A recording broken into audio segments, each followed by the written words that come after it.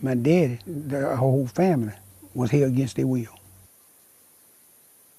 If you did leave, they either come get you or have somebody kill you, whatever. Jerry Dawson, he lived around the same place we lived on. He left, they went and got him, brought him back, carried him right down there from his house, killed him, hung him up in a tree, castorized him and hung him up right from his house where his children, everybody could see him. I'm pretty sure it's 55, 56 when this happened. Most of us think that the end of the Civil War in 1865 closed the chapter on slavery in the American South, but that's far from the truth. Over the next 100 years, generations of black Southerners were forced to labor against their will.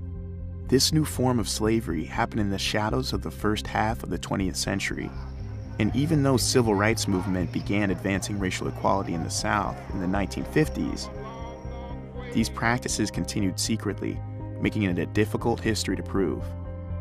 Today, there's one woman who's dedicated her life to finding this lost history of black identity. She's been called the slavery detective of the South.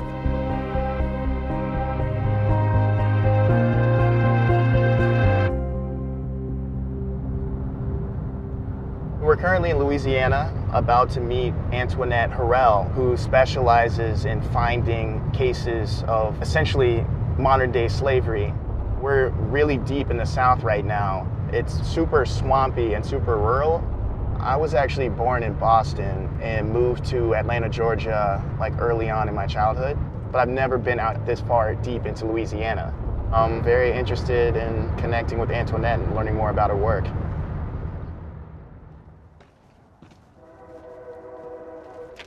Hello, Antoinette. Hi. Nice to meet you. Pleasure meeting you. Antoinette was born and raised in Louisiana, and even though she lost her leg to cancer a few years ago, that hasn't slowed her down from what she sees as a mission of justice, tracking down and verifying cases of slavery and abusive labor practices that happened after the Civil War.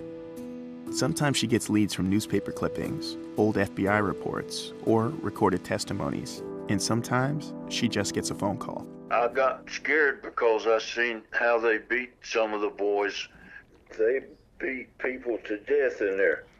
Mike, I appreciate you not taking this story to the grave with you. I know it hurt. I know it's very painful. And the state of Florida can't pay you all enough. But I'll be in touch with you shortly. A few of Antoinette's investigations have been used in court cases for reparations, though sometimes the end goal is simply to give people knowledge of their family roots, which for a lot of black Southerners is something that slavery erased. Let me first tell you how I got started with this. Researching my own family history. My family was held as slaves. Well, in 1863, my family was emancipated, and my family did become sharecroppers. Robert Harrell became a sharecropper under the system of sharecropping. The planter and the newly freed former slaves came into an agreement. I will furnish you with the seeds, with the land, a place to stay. In return, you would give me a portion of the crops. Well, not everyone did the right thing. Although sharecropping was technically legal, the practice was widely abused by white landowners who used debts to keep African Americans tied to the land that they once worked as slaves. Sharecroppers didn't pay rent, but they didn't own any property, and today, historians agree sharecropping was just slavery by a different name. So many former enslaved Africans had nothing. They had no choice. At the end of the year, you owe me. No matter how hard you work, you are told, sorry. And those cases relate directly to your cases today. Right, after slavery. These are like 1921, 1930, 1940s to 50s, and some of them to the 60s.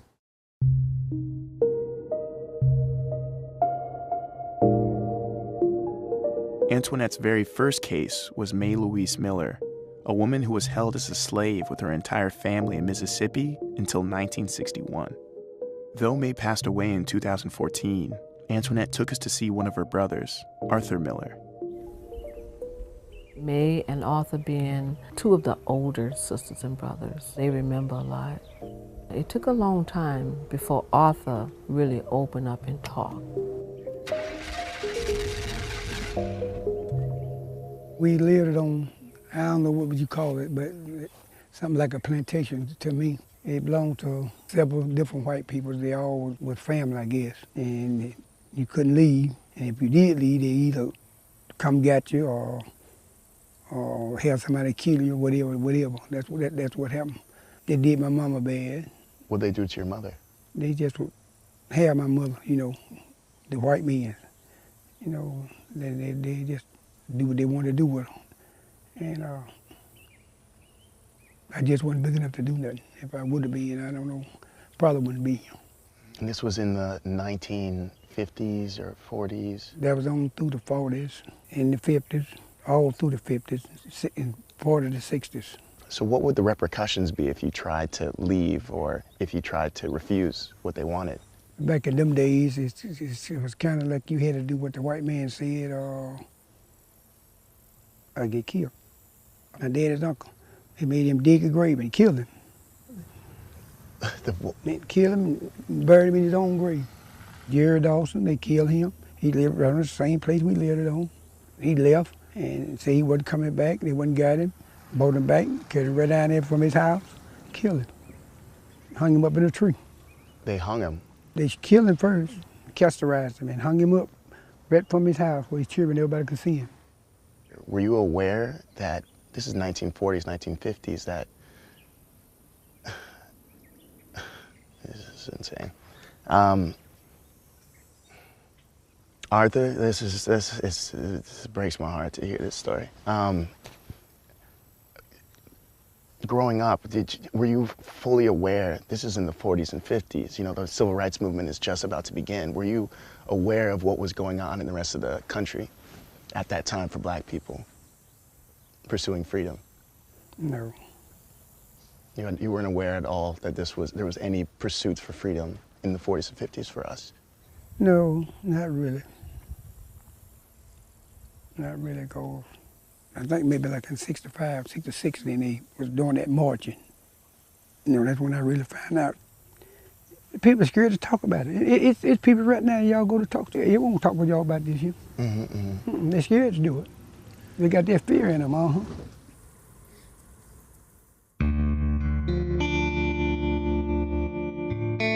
How could something like this happen? A lot of these places that was in very isolated rural areas, it was easy. I mean, you had the opportunity to ride through some of these areas and you saw for miles and miles, there's absolutely nothing. You think, how could somebody not just escape these type of conditions? And once you actually are out here, you see there is nothing but cotton fields and crops and long strips of road where can you fathomably go? It's insane to see how you can be trapped on this land on so many different levels, whether it be economically, physically, and even mentally. We're calling on the world in terms of righteousness, reparations. Antoinette's work for Arthur's family got the attention of a lawyer in 2001, and they became part of a class action lawsuit for reparations. But ultimately, the Supreme Court refused to hear the case, and the pursuit for reparations has since been dropped.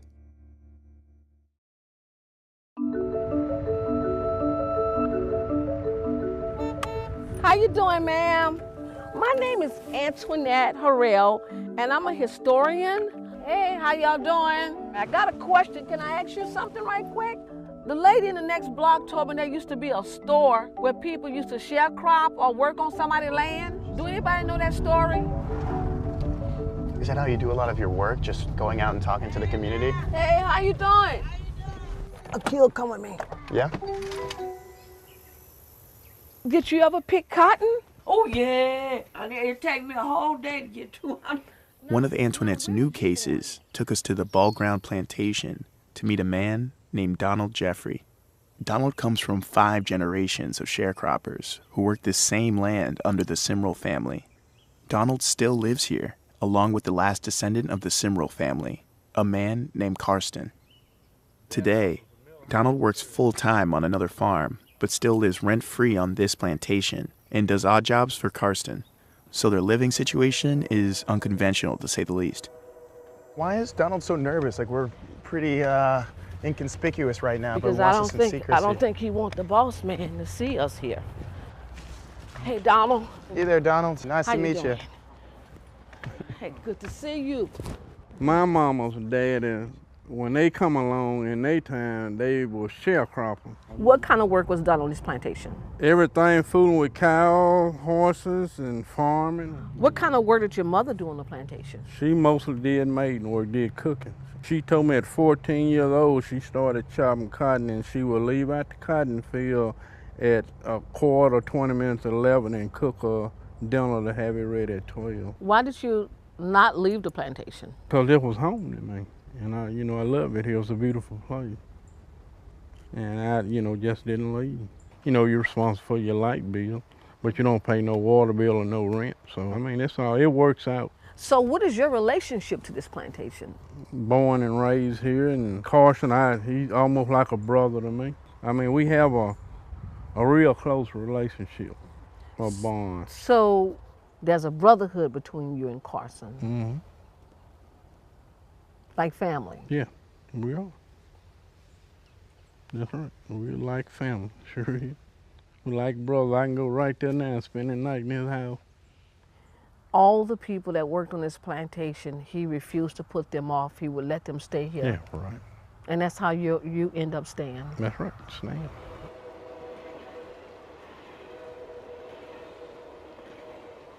Do I feel like he's holding back some things? Yes, I do. But he lives here, and he have to stay here when I'm gone. And I don't want to put anybody's life in jeopardy, because this can happen. If you're talking about things that people don't want to be told. There's always someone that don't want you to talk about something. That night, I spoke with Karsten about his family's history on the plantation.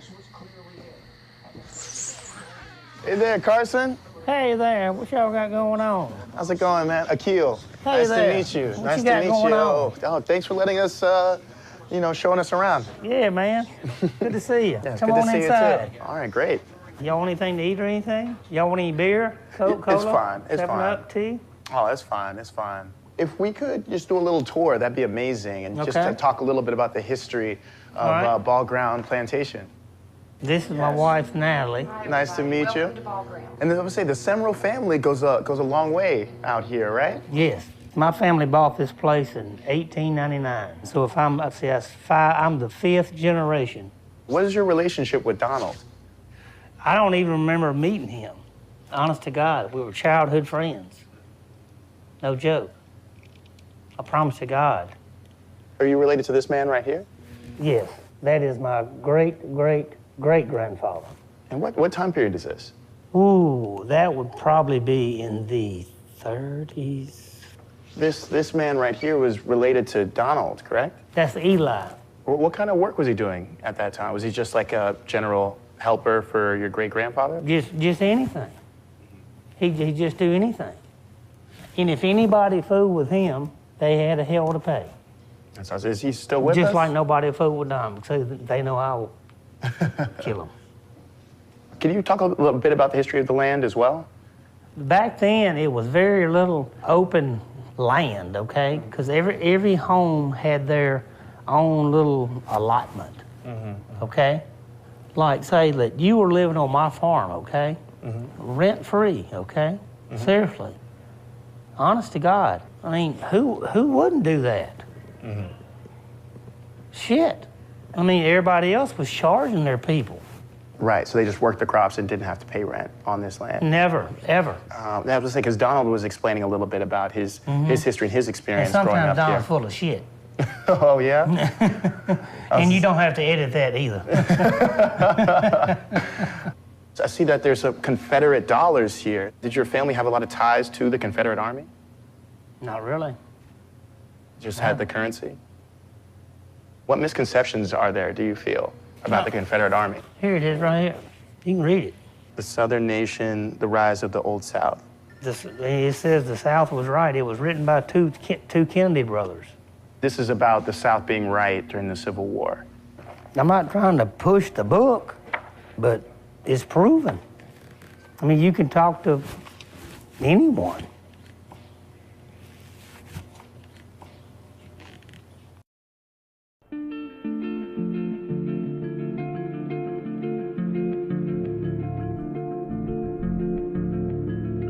We're in Vicksburg, Mississippi right now at the county courthouse where we're going to be looking at documents of Ball Ground Plantation where we met Donald and Carson yesterday. Antoinette wanted to see if she could find any information on Donald's family before they were sharecroppers for the Cymrals. Since most African Americans have no information about their lineage from this time, it can be an important first step in grasping that part of our identity.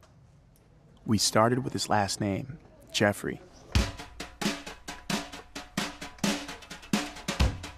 So Antoinette is tracing the lineage of Donald, who has the last name Jeffries, because his former slave masters had the name Jeffrey. Just like my name is Gibbons, it's formerly the slaveholder that owned my family. Yeah. Oh, Jeffries. This is the estate. This is the personal property that he owned. So we want to hope that we find someone's names in here. Okay, I need you to pull file 1101. Okay, come on, baby. You gotta be. Somebody talk to me. Finding records like this is rare when you think about how black families were systematically separated, sold off, and then trafficked across state lines. Even finding one person related to Donald would be a long shot. You found something? I found, I can't say that this is Donald's family, but there was one Negro woman and children for $850. Look at it for yourself. Oh, we have some names. John, $660. George, $650. Why is this important to me? Because when I'm doing Donald's genealogy, I will look for these names and see if his genealogy could connect me to one of these people. They had 5 mules, a plow, a sofa.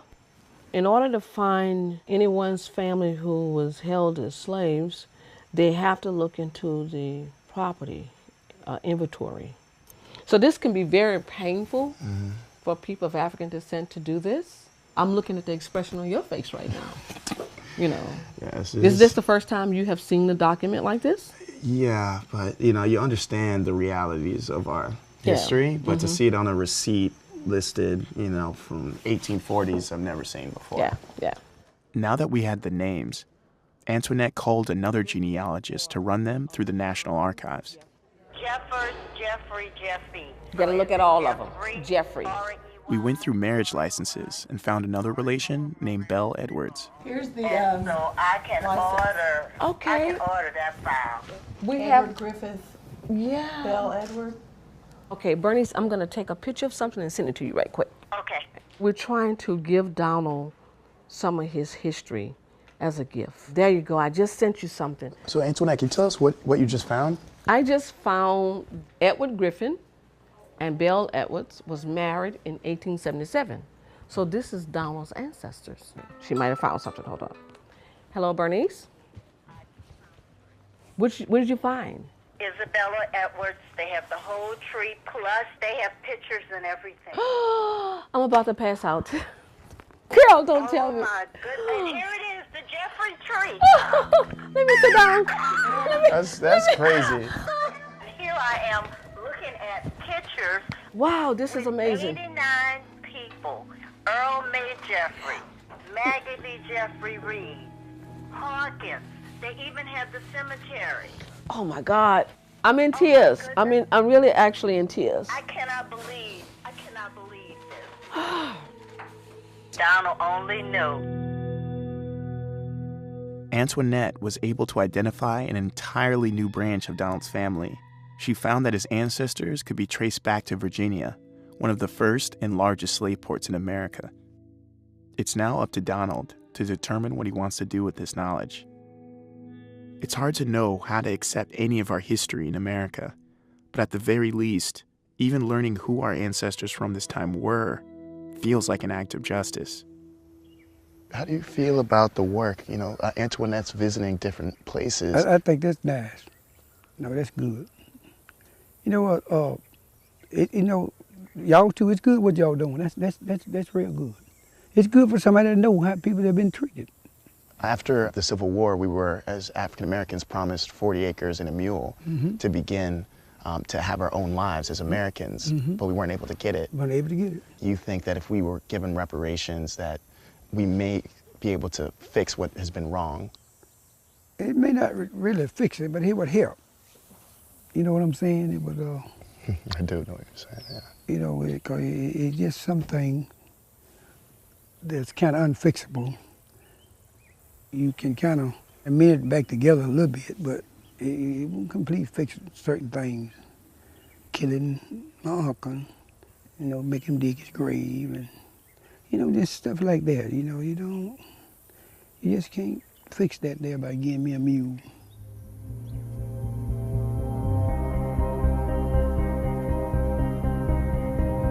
That's an entire piece of history that will be lost. We need to do as much recording with people who would talk about it. A lot of people went through it, but they're afraid to talk about it. It's bittersweet. It's bittersweet. The more you learn, the more I dig, the more I find.